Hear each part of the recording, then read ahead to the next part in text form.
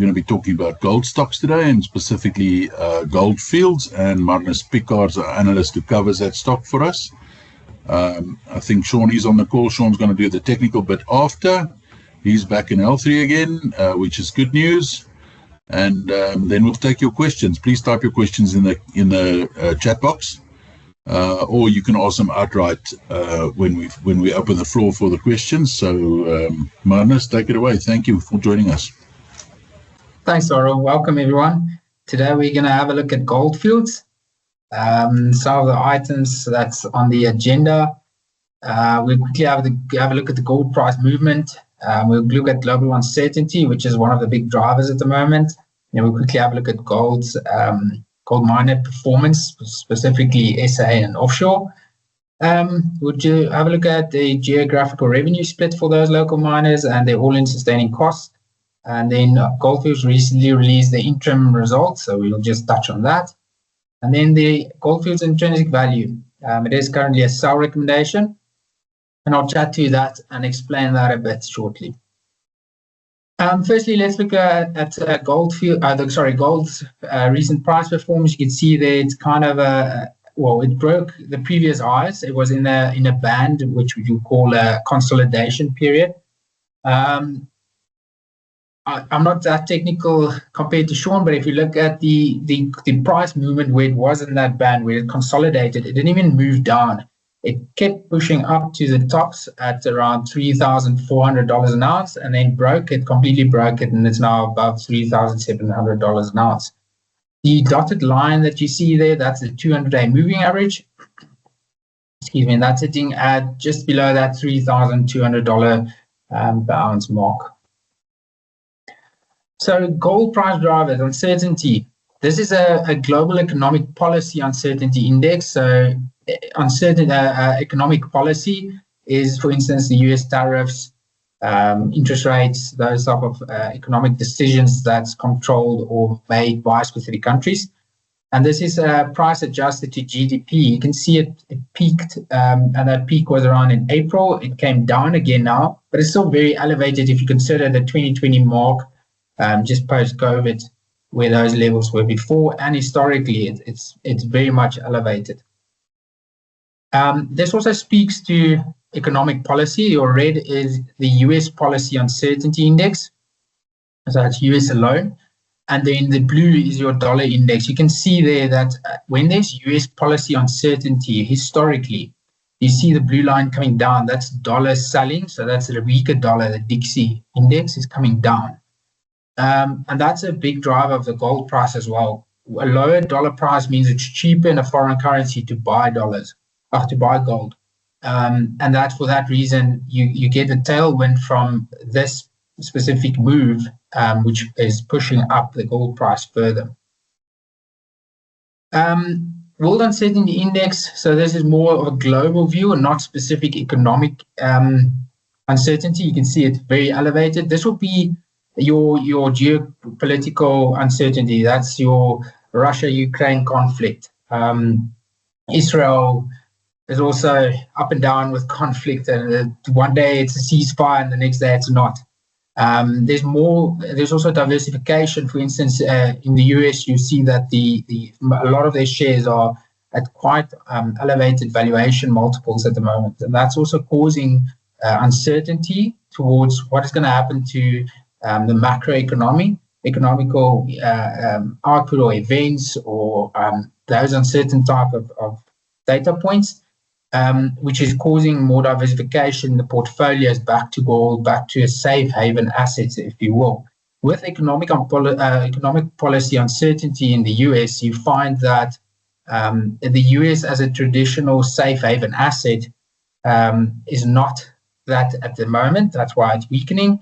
And that's also why you're getting gold as a new safe haven asset moving upwards and moving at the rate that it is moving.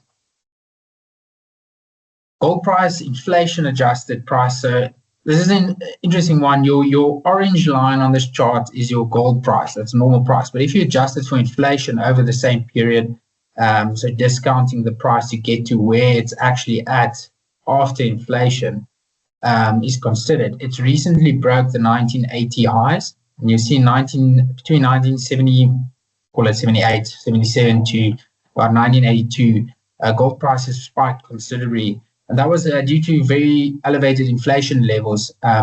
Over 3 years, if I remember correct, it didn't drop. Inflation levels didn't drop below 8%, which was a big driver of gold prices at that point. So that high has recently been broken upwards. And the driver here is also a bit of a stagflation uncertainty in the US specific, but also globally. The stagflation, that's when you've got a stagnant economic growth, you've got a high unemployment rate and high prices, so elevated inflation levels. So it's just an interesting chart to show that on an inflation-adjusted basis, the price recently broke its highs. SA Gold producers, that's your blue, except for DRD, that's in brown there at the top, but the other global producers are more in grey or black. You see that Gold Fields over the last year is up there, Anglo and DRD Gold, so that's Anglo Gold, and then also Harmony is lagging a bit. That's more there in line with the global producers. Gold Fields, if I remember correct, over the last 12 months is up 166%, excluding today, and Harmony is only up 70% over the same period. If we have a look at the geographical revenue exposure for each of these SA producers or SA listed companies, you see that Gold Fields got very little exposure to SA, which is historically has been a problem for miners. You get strikes, you get regulations, you get government interventions, you get electricity problems, you get water problems. So historically, there's a bit of a risk mining in SA. And that's why Gold Fields is a very good company to hold. But DRD Gold performed very well as well, but Gold Fields has got more of a diversified portfolio, offshore, Africa, and then South Africa a little bit as well, where Harmony, for instance, you'll see has got a lot of SA exposure. If we look at the all-in sustaining cost of all these miners, they're all relatively performing quite good. The cost of mining is not jumping too much. Harmony had a bit of a spike recently, but the others are all more or less in line and not increasing by too much. So a big one for Gold Fields here that we chat to shortly is the production output increased. And when that increased, the amount of ounces that you produced over the year, that's because this number, that's an all-in sustaining cost number, is per ounce, that automatically declines or assist with your cost of operations not jumping too much. And that's exactly what happened. Their all-in sustaining costs actually declined a little bit year over year, which we'll chat to now. Financial data for Gold Fields over the last year. So that's for the interim period. Earnings per share jumped 167% to $1.15. Normalized earnings per share was up 180%. Your HEPS increased 219%. And then adjusted free cash flow went from a negative number to a positive number. And your interim dividend declared was 700 cents. That was up 133%. If you multiply that cents for the interim dividends declared by 2 on the current basis, on our current share price, your dividend yield is around 2%, which is more or less aligned with historical dividend yield. Here's the operational performance. So this is what I was talking to on the gold production. That's up 24%. And gold sales was up 17%. So overall, when you get a gold price that spikes and where it is at the moment, you want your production to increase it, and to be able to sell more to capture the current gold price. And then revenue per ounce was up 40%. So that's in line more or less with the increasing the gold price as well. Although it's not selling it at the current gold price, the percentage move is in line with the gold price. And then just to show there, the all-in sustaining cost, it declined by 4%. That's why it's in green, but it has declined. So that's wonderful for this company, but that's driven by an increase in gold production, which will then per ounce lower your fixed cost and your operating cost. Net debt to EBITDA improved over the period. So improvement in cash reserves, declining debt, and improvement in EBITDA. We get to the valuation side of it. It is a sell recommendation. You've got your bear, your base, your bull case. You've got your EV/EBITDA multiple that was used to value the business. You get the bear case is at 4 multiple, base at 5, and bull at 6. If you look at the chart below, you got an average over the last 10 years of 4.7 times multiple of an EV/EBITDA, for the EV/EBITDA. And then you get a point where it reaches that 6 level at certain periods. It breaches it, and then it comes down again. It never really sustainably over a long period where you can say, okay, this year it's actually traded above 6 for quite a long time. It drops back. Now, this is a backwards looking chart, but that is the norm. On the lower end of it, that's 4 is also your bear case, where it drops below 4, but it really never stays there for a very long time. And that's why your bear and bull case has got a 4 and a 5, and the average of bear and bull is 4 and 6, and your base of your valuation is 5. And then your probability, bear side, we don't really see it at a 4 multiple at the moment. That's 10% probability, base at 60, and then bull at 30. That's meaning it will stay at 6 for a long period of time. We think it might revert a little bit back to 5. Then your weighted intrinsic value is 474 Rand per share. I mean, these slides are done. That's about a downside of 25%. I think with the current Gold Field share price, it's closer to 30 at the moment.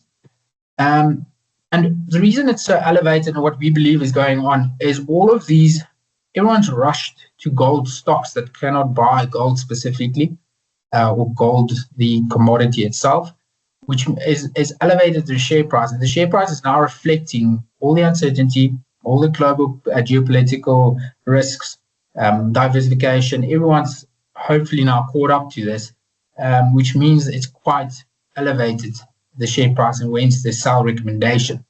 Now, this should also be looked at in a portfolio sense, where if you have gold in your portfolio and your benchmark, you are overweight your benchmark with gold, so you've got more gold in your portfolio than the benchmark, then, for instance, you can look at taking a profit. But if you don't have any gold, you can't sell. Or if you're just matching the benchmark, and that's what you're trying to beat, then it's likely that you'd rather just hold on to what you have than sell.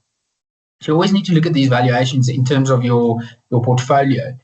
Also want to mention, in a global economic crisis, everything mostly gets sold off. For instance, in 2007, gold reached $1,000 an ounce, and when 2007 took place, it dropped 20% back to $800 an ounce. If gold from $3,700 an ounce drops 20%, that's back to $3,000.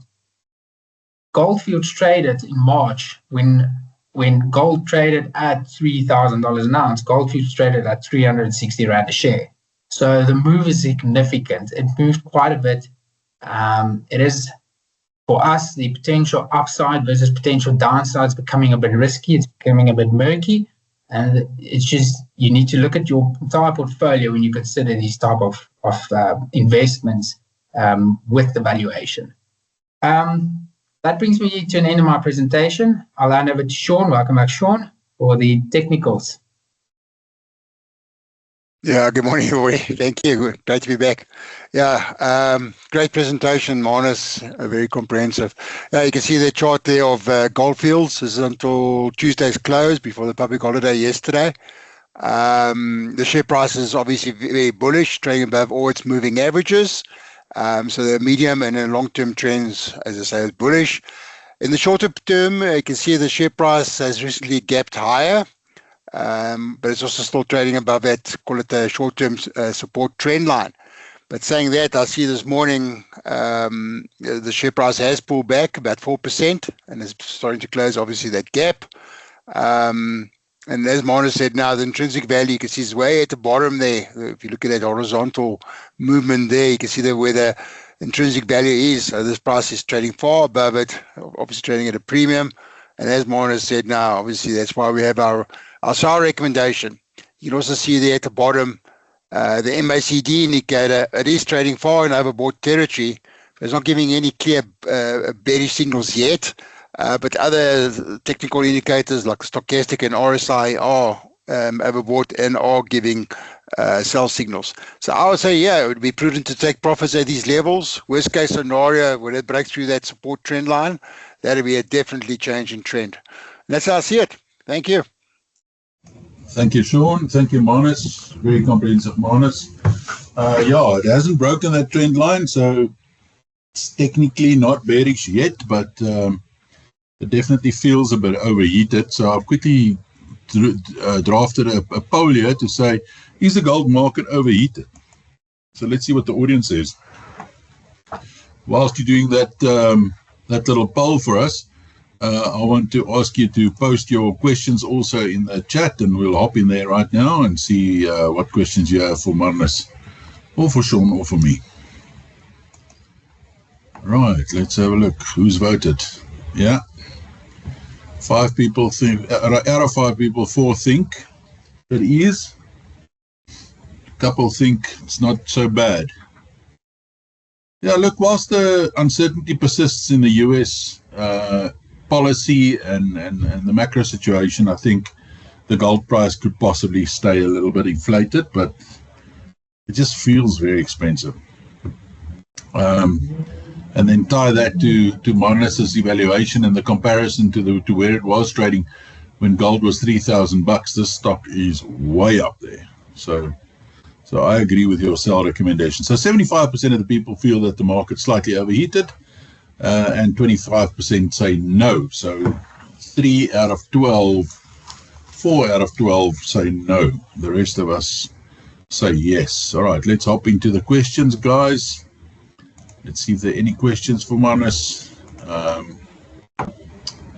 Yes, Derek says, in a previous gold mine analysis, it was mentioned that the mines lock in their future selling price and therefore do not always benefit from the gold price increase. Is this the case for Goldfields as well? Yes, Manus. Good question, Derek. Are they hedged? So they do hedge, but they don't hedge everything. No, and the miners will never hedge all of the exposure. What happens is you get 2 types of hedges. For instance, they've got a streaming agreement. What happens with a streaming agreement, you go to a company that wants to buy gold into the next 2 to 3 years, and you say, okay, I'll give you 1% of every gold we produce at a certain price, and if the gold price breaches a X price, we up it a bit, or that type of agreement. That's the one type. The other type is a normal hedge against with future selling, which you sell at the bank or with PSG or so forth. We sell futures. You say you sell a future for December 2026 at $3,800 an ounce, and then that's where you sold that. So when you produce your gold, and you get to December, you need to buy that back, and then you sold your gold. So if you get for instance, a higher price, but you in the market at that point, but you forward sold the future, you're taking a loss of the differential if it's above the price that you sold it then. So that's the 2 types of hedges that you get. All of the miners hedge in some form with options and futures, but they never hedge all the exposures outright. Yeah. Good answer, Manus. For the guys who don't know futures trading, and what Manus referred to here was specifically the currency futures that are tradable through the platform. So you can buy or sell currency forward. He mentioned the December contract. So if you feel that the currency is going to strengthen against the dollar, you could sell the dollar. If the price comes down, you'll make on your futures. And so offset the dollars that you hold, the physical dollars that you have. If you think of it in the context of a stock, if you held Goldfields shares and felt that you didn't really want to get rid of it because of the cost of buying them back at some stage, then you could sell a CFD or a single stock future against that, and that would lock in your price. So as the price comes down, you'd be losing on the stock side, but you'll be making on the future side. So your price is locked in. The adverse of that is also true, that if the price continues higher, you'll get margin calls on your short position, and you'd have to chip in cash as the price goes up.